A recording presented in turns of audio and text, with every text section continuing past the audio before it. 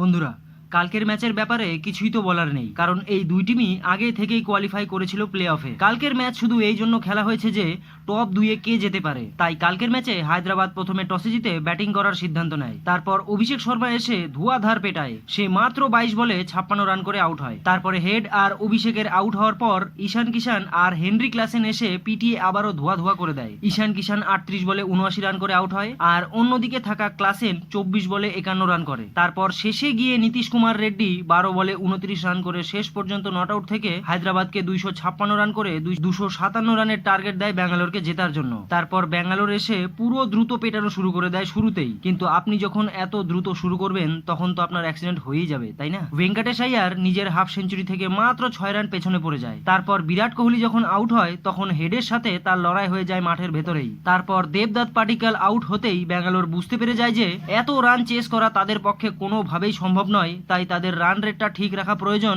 যেন তারা 1 নম্বর পজিশনে থাকতে পারে পয়েন্টস টেবিলে। তাই তারা 20 ওভার শেষে 4 উইকেট হারিয়ে 200 রানে পৌঁছে 55 রানে হারার পরেও এখনো তারা 1 নম্বর পজিশনে রয়েছে টেবিলে।